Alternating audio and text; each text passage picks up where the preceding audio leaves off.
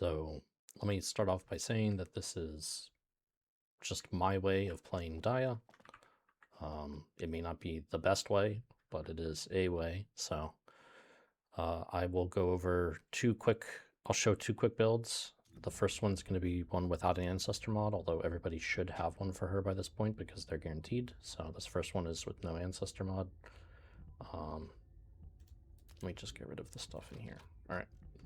So let me just show everything.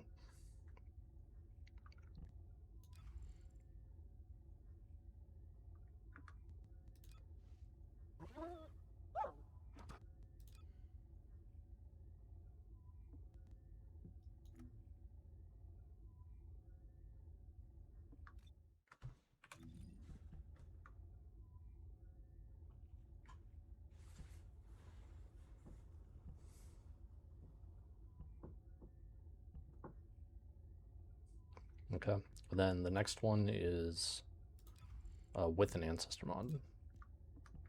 So this is the one that was used in the footage for the 255 breach tracking.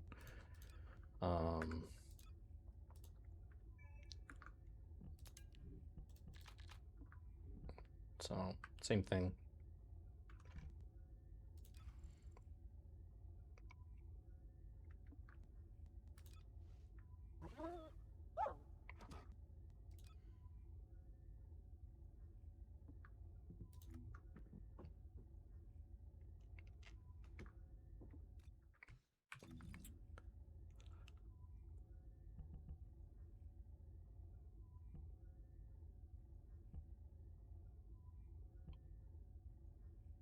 Okay.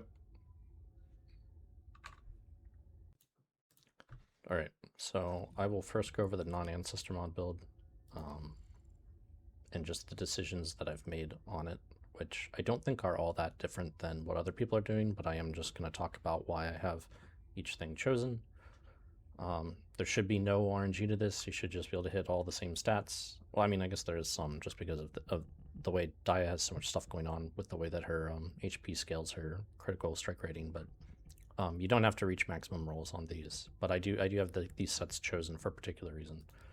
So if you are new to the game, this is pretty much this character's a little bit weird. Dia is a little bit weird. So if you're experienced, you can just look at the TLDR stuff and you'll know exactly everything, but or like how everything works. So I'll kind of discuss this as if you were a new player. In most scenarios, you're going to have a battle mod, an attack mod, a strike mod, and a luck mod. You can see that we have all of those. Dia's passive particularly gives her bonus critical strike rating, base critical strike rating based off of her HP. So the more HP you get, the more base critical strike rating you get. That allows her to hit 100% critical strike rating pretty easily. You'll notice that I don't have a common critical strike rating mod on, which is known as Skill Insight. So usually if you're doing a critical strike build, you're going to have these 4 on because they all give critical strike rating, but you can actually skip this one and not equip it. And that's pretty good because it allows us, at least with my particular setup, to pull what I think is probably about the highest damage that you can out of the build for her, because we don't have to take one of these crit rate mods. So it sort of opens up the ability to take all of the critical damage mods, which are these, while still having a mod slot open to take quality of life stuff to improve clear times. So one of the ways that we're scaling our HP to get that crit rate is with Stim Accelerant. This is the strongest HP mod that you can get on a module. Most people don't run it because most Descendants are mana based. So you don't want to take a minus 15 to your mana, but Dia is okay with that because she doesn't use mana.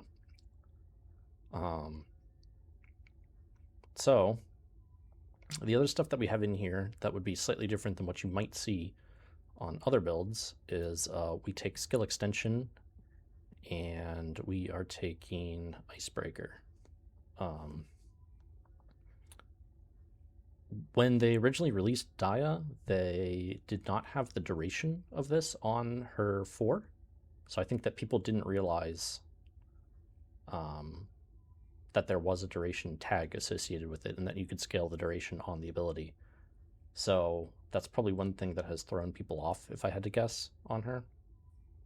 But I think duration is actually pretty good. something I guess I didn't say right away is we do want to be using Blooming Ecstasy. I'm not really going to go over what her base skills are, but basically when you have Blooming Ecstasy on, her fourth skill becomes like a giant AoE dot effect, like ground dot, even though it doesn't have that tag on it. And then it changes her first ability, so that way it can like drag creatures with her.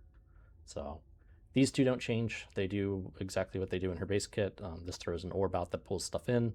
You can hit it with your first ability to explode it, does bonus damage, and then the second one gives you a crit buff and a movement speed buff. I'll go over how to play her, or at least how I play her after I finish going over the builds, because the build that I run does use an Ancestor mod, so there's kind of no reason talking about how I play her in the no Ancestor mod build. It is played the same way, but it does have...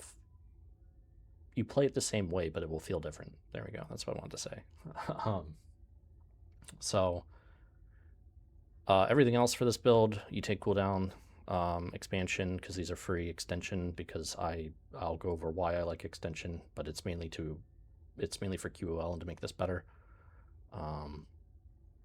So I don't think that this is the highest damage build that you can run for her, but I think that it is like the best quality of life build that you can run for her for like speed clears, because if I throw this ability and it one-shots something for like 18 million damage and the mob has like 1 million health, it doesn't really matter if this does 18 million or 15 million.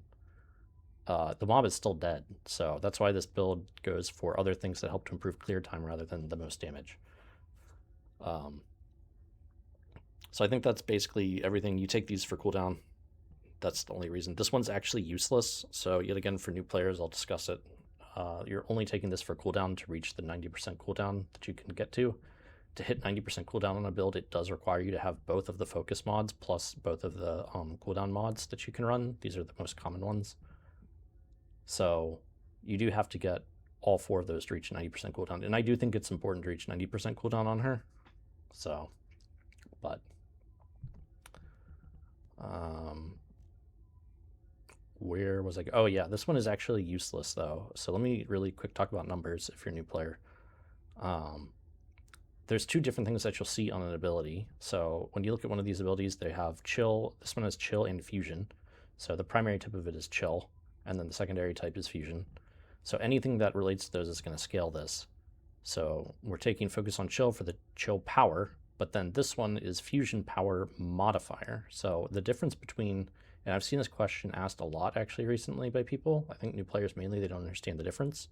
So I can't really move my mouse here because it's like, if I don't have this over it, it won't show the tooltip. But when you take into account the amount of damage that you're going to do, your base skill power is in your character sheet here. So if you press on PC, it's this button. Basically, this is your skill power, right? So in my case, it's 23,000. So that gets, actually, this is probably a better screen to look at it on. Your base skill power then gets multiplied by your boost ratio and the fusion modifier in this case for that ability. But you have to look at what each of these pieces does. So let's go over, I guess, simple math for this 4th ability, because both of these are scaling it. Actually, I will keep my mouse over this while I describe it. So that's 77% chill power basically takes my skill power, which is 23,000, times 1.77, or a 77% increase. So that's increasing that 23,000 by quite a bit. And then that gets multiplied by the modifier, which is the number that you see next to that. So that's 8,322 on that first line for me. So that number that you see there is called the skill power modifier. So you'll notice when you look at this fusion skill power modifier, it's only increasing that by 68%. That is an additive 68%, right? So that means it's going from 8,322 to 8,390.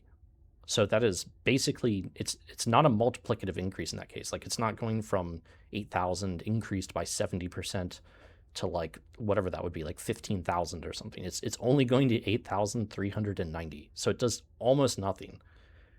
Basically, whenever you get modifier on stuff, it's usually this mod becomes stronger the lower your modifier is, and usually this mod starts to be good when your modifier is like 250-ish% or below. And when you look at Dia's abilities, we have 8,300, like 5,000, whatever this one is, 1,800, and these ones are all like in the thousands again. So she gets virtually no damage increase from this. You are only looking for a skill cooldown, and that's all you're taking from this. So when you're looking for an Ancestor mod, I think it can be very beneficial to get one that has cooldown on it, because it allows you to get rid of this, and then whatever other stats are on that Ancestor mod are just going to be free. So, because the moment you can get rid of this thing, like, you have lost almost no power. You are basically just getting the raw boost of whatever that Ancestor mod is without having to worry about any downside. Usually when you slot in an Ancestor mod, you have to be like, what am I getting out? What am I getting rid of from my build? But if you can get an Ancestor mod with 6.1% or higher cooldown, there's no trade-off in this, basically, because this provides so little damage for us. So in my opinion, this is just the first thing that you would want to get rid of. So hopefully that explanation on the math, though, made sense on why this thing is useless, but it's just there for cooldown.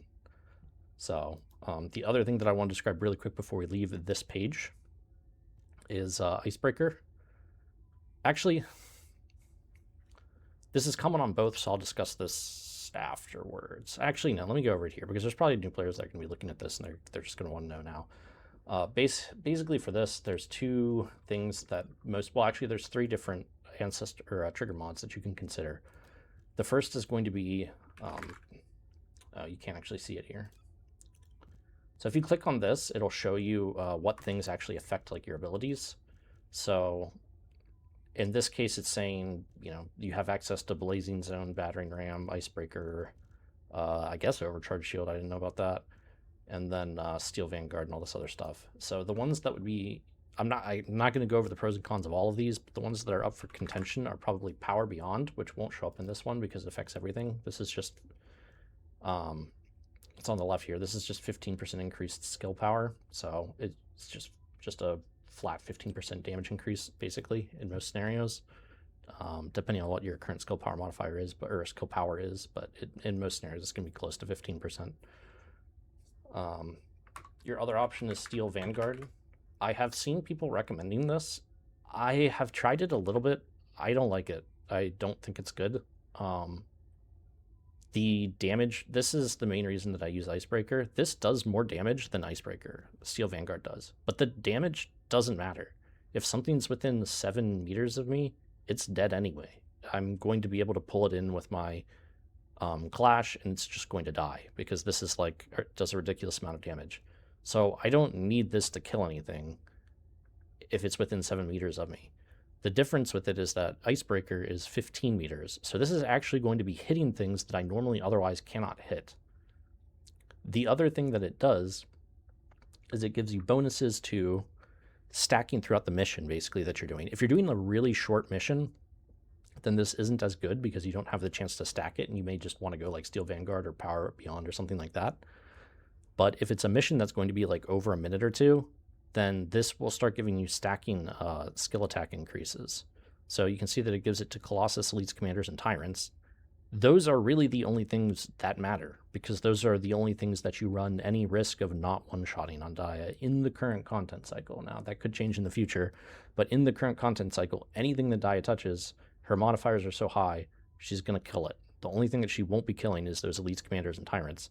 So this becomes doubly as good. Also, the other reason I don't like Steel Vanguard is for that same reason. When you go to attack those things, she sort of dashes around a lot. You don't usually, if you're playing the character right, you don't usually stay within like 7 meters of the character or of the enemy. So I just think Steel Vanguard is a huge bait. I think Icebreaker is just way better. This allows you to one-shot the things that you might run a risk of not one-shotting, and it's hitting stuff that you can't normally hit. So I think that is just the best option. So then let me go over, how far into the video is that? 12 minutes, okay. Let me go over the rest of this really quick. The dog, you just take HP, you don't have mana. Inversion Reinforcement, this is what I've selected. Basically, there's one mod down here that's every time that they release a character for the season that's usually related to the character, so you just take that one. And then I've taken range increase, and I've taken just more HP recovery. There's not really anything else. You could take maybe like this if you want, or probably not that. Maybe like one of the ones in here. It's not really anything good to take. And then for the Arche Tuning, this is basically specifically crafted to get the most value, I guess, is the way that I would say it. We're taking this to hit the cooldown cap, where we take all of these to so that we reach 100% crit rate, and we take the big skill effect range and the big skill duration up nodes because they're valuable. So this set of 3 nodes here is actually so much better than it looks. I'm not going to go into it now, but these provide a ton of area, so just know that. I'm not going to go into the math behind it though at the moment. So this gives us 100% crit rate and gives us 90% skill cooldown, which is going to feel very comfy. If you're using different, actually, let me just go over this one real quick. Cooldown for obvious reasons, crit hit damage because we're a crit character. That's why you would run this. The reason that I'm running, so Hunter is yet again for cooldown to reach 90%. But the reason I'm running Firebrand is that basically with all the stuff that I have set up here, this gives a little bit more HP than, so like if you took Slayer, for instance, I mean, you don't get anything from Slayer. You'd have to run the 4-piece. So you can only consider running a 2-piece because you're going to be running 2 of these to hit the cooldown cap. So you have to decide what has a good 2-piece. And the other 2-piece would basically be Polar Knight. Polar Knight gives less HP than this one. So you actually can't quite crit cap. It's like very close. You get like 97% for 6.2% chill power. But the other thing this gives you, it gives you effect range and gives you duration. And with that duration, it's actually enough duration that it gives you another tick of this. This ticks every half second, so it takes you above the 7-second threshold. I think you're at like 6.9 without it or something like that. I can just look. Yeah, you're at 6.9 without it. So that ability is very good for mobbing, right? So it's giving you 1 additional tick of this.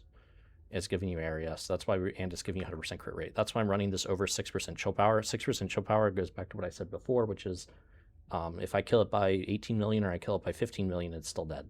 So I'd rather have a bigger area to hit, and I'd rather have more hits on my abilities than worrying about any of that stuff. So that covers the non-Ancestor Mod build.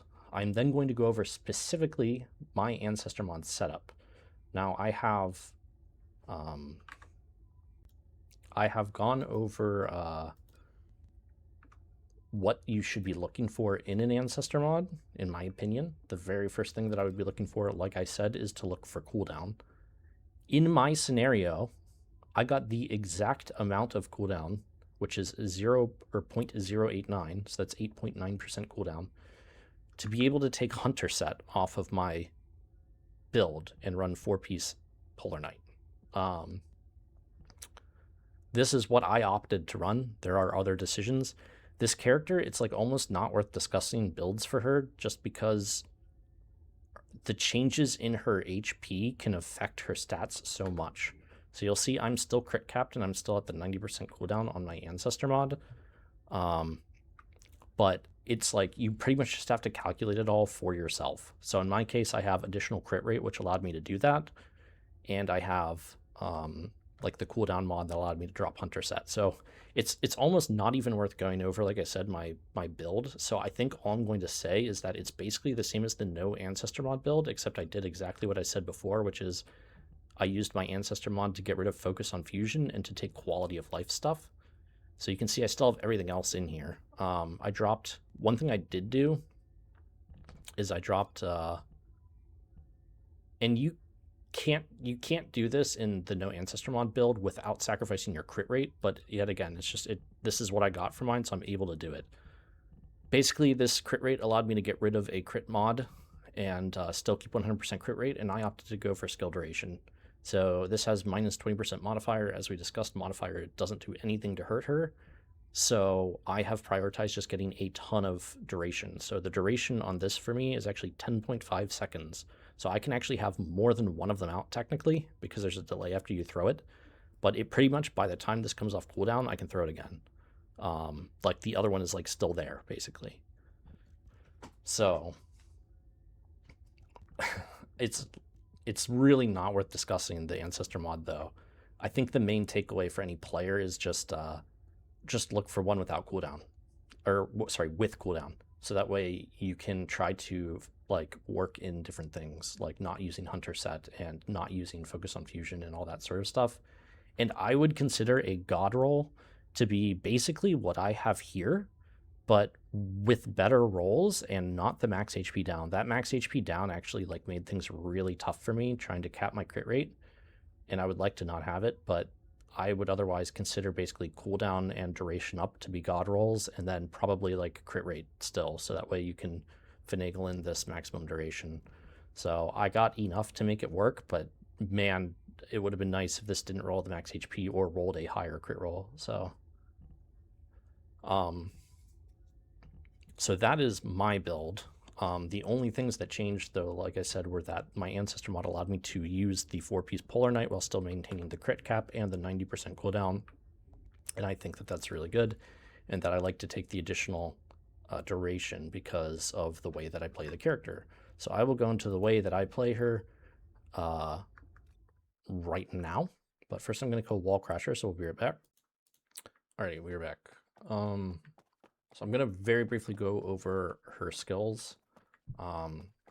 Assuming that you are running Blooming Ecstasy, your first skill just causes you to dash forward. Anything that you hit will be pulled into you. It does damage when you hit them, it does damage while you drag them, and it applies a debuff to them that actually explodes. And then I don't know what happened in this patch, but they like fired their translator or something. They're very bad at all the translations are really bad. So down at the bottom, it discusses something called White Panic. White Panic is effectively Frostbite. It is affected by your duration, though. So by having a longer duration, you can apply a longer Frostbite as well. But that is Frostbite. That is how we're applying Frostbite for Polar Knight, by the way, is from that. And that's how we're applying Frostbite on this. So ignore the fact that it doesn't mention Frostbite anywhere on her kit. That White Panic thing is the Frostbite. Just they like had ChatGPT translate instead of a real translator or something. I don't know. Her second skill, it is important to know that you can use this while you are doing any other ability. So if you jump up in the air, you can use that. If you are charging, you can use it. This is important because it gives you a critical strike buff and it gives you defensive buffs. It gives you critical damage, sorry, so 50% critical damage, and it gives you defense. And it also increases the speed of your dash for 2 seconds. So that allows you to move around the map faster. So I'm going to show you really quick. So we're dashing, we hit our second one, and we do like a speed boost.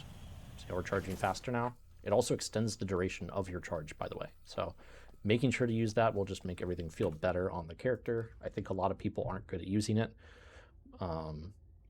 The second thing in here, so this does say it applies White Panic on it. From what I've seen, it doesn't. So I don't know why it's on the tooltip. I don't think I've ever seen this thing apply Frostbite, so I'm not sure. I think it's when you hit it, but it's hard to tell because anything that is sucked in also gets hit by your first ability, so there's sort of no point. Like it does, but so does your dash. I guess maybe it would matter for stuff that can't be moved, like bosses. I'm not sure. But the third ability is this orb that you throw out, and it sucks stuff in a pretty wide area.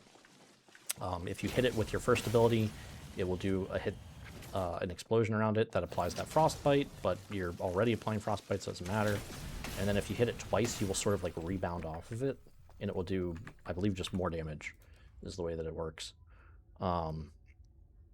It also gives you, if you hit it the second time, it does give you back Delight, which is her custom resource, but that's kind of not important because you can generate that just so easily that it doesn't matter. So yeah, so if you hit it twice, it does a bunch of extra damage. It's like double damage or something like that. So It is what it is. And it's a bigger area, I think. So you don't actually need some of her abilities. So like this one and this one both do additional area when you apply certain mechanics to them, is why I don't run amplification control. But I would consider running amp control next season if we don't have something like this or this, which are giving us extra range on stuff just temporarily for this season. So maybe you may want to like drop a duration mod for amp control next season. I'm not sure. Figured I would just say that. But as of right now, I don't think that you need amp control. I looked at the range difference between having amp control and not having amp control, and it just doesn't look worth it because you can hit the pretty much maximum range on these without it. So, but that's this ability. There is that like thing where you go through the air when you hit this the second time. So you dash through it, and it knocks you backwards. When that knocks me back in the air, I usually like to just go right into my fourth ability because you're sort of like stun locked and can't really do anything during that anyway. So I sort of just do that. It also lines up that usually once I've thrown and detonated like 2 of these, that my other ability is already up. So you'll see it's like still pulsing, and then I would have just chucked it again to refresh it there. So that's how I play her. And that's what her abilities do. This one is, there's not really a lot to think about with this. The longer you channel it, the range does get bigger, but with, at least in my build, you barely need to like channel it for even like a fraction of a second to get the full range. It does a massive amount of damage, it pulses, we are taking duration specifically to increase the duration of it. And then the way that I actually aim my abilities in the missions is, I think a lot of people, it's very satisfying to like throw your orb and gather everything up and then just like chuck your 4 at it. I totally think that this is like super fun, right? Like that looks sick, right? But I don't actually think that is the best way to play the character. So instead, what I like to do is I like to basically create 2 zones of control. So I will throw my number 4 at one area, and then I will zone control another area using my 3 and my 1. So it's going to be hard for me to demonstrate it a bit here because everything's kind of gets sucked in. But basically, I would throw this. So we throw it, and then I would start, like, I would let the mobs that spawn into that die, and I would be, see, I sucked them in anyway. And then I would be, like, running zone control over here. And by doing that, I sort of have, like, a Venn diagram. So there's a circle of influence here. Anything in that is just going to die. It does enough damage that it will just kill them. And then I've got another one over here. So I'm sort of, like, doubling my range. And that's one of the reasons that I like duration on her. Because I don't need things to really stay in that zone of control. I just need it out there pulsing and dealing damage, and that's what will actually increase my clear speed. So let me show you really quick what that looks like. So I would go up in the air, I would take this, I would chuck it, and then I would be over here like this, sort of going around the outside and killing other things that is not naturally hitting. So I would be skirting the edge of it, throwing my spheres and just killing that stuff, and then anything that happens to spawn in that area or walk through it will take damage. And so you do really need to know when you're playing Dia what the spawns on the map are. So if you know that, like, especially in breach tracking, they do have set spawns. If you know that, like, monsters are going to appear in some area, you can throw, for instance, like the spear over here, and then you'll fight over here, and then there's going to be stuff continuing to like spawn in that spear and immediately die. So that is just my 2 cents on how to improve our clear speeds. That is how I got the like sub 3 minute breach tracking. My average breach tracking for her is probably in like the low 3 minutes. She's insanely fast, at least with the way that I play her and the way that I build her. Maybe there's people doing faster ones out there. I'm sure there are. I'm not the best at anything. I never claim to be. As I've said, this is just how I play her. But I think anything that's around 3 minutes for breach tracking is pretty quick. So I don't think it's the quickest. So is there anything else that I have to say on the character? Oh, I mean, I guess, yeah, for the trigger mod, Icebreaker, like I said, it's still the same thing. Like, everything is just about trying to... It's less about getting the most damage on Dia and more about increasing these other aspects of her that are shortcomings, like her range, like her duration, all that sort of stuff. So that's the reason that I've sort of built her and play her as I do. especially with like really liking this duration roll, because I feel like a lot of people look at this and be like, wow, that's garbage. But for me, this is like almost perfect if it just didn't have the max HP down, or it had a better crit roll. So I think that's really all I have to say.